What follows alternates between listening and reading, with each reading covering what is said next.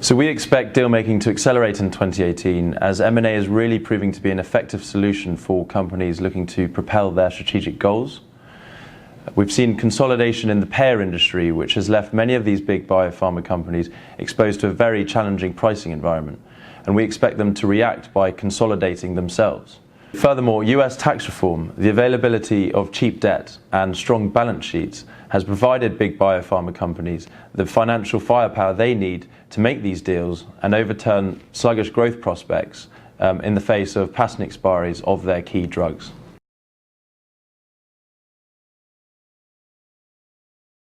So in this report, we've identified 3 categories of deal objectives that we think big biopharma companies will look to drive growth.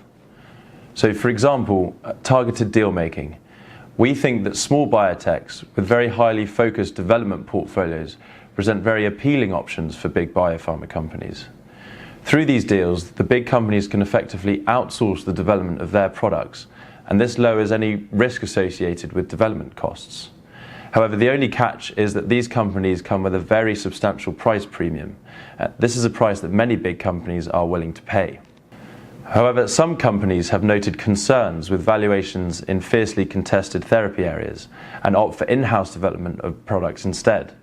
These companies will maintain their discipline in deals that really promote strong shareholder value benefit.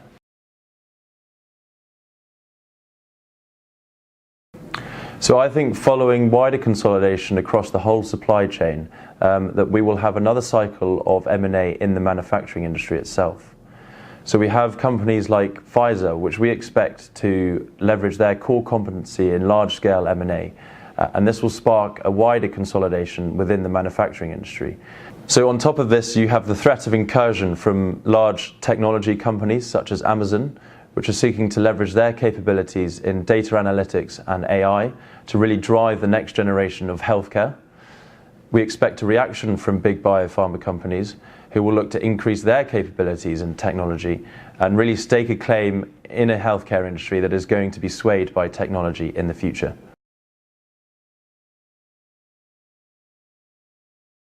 So in this report, we highlight some of the key companies that are on the lookout for M&A and some of the key criteria that are associated with these companies that are looking to make M&A deals.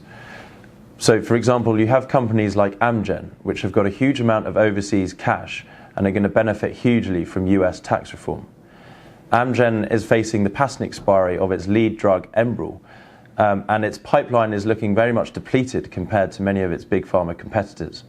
So we are unconvinced that the company is going to be able to overturn these declines in Enbrel with its newer offerings, making it a prime target for making M&A deals.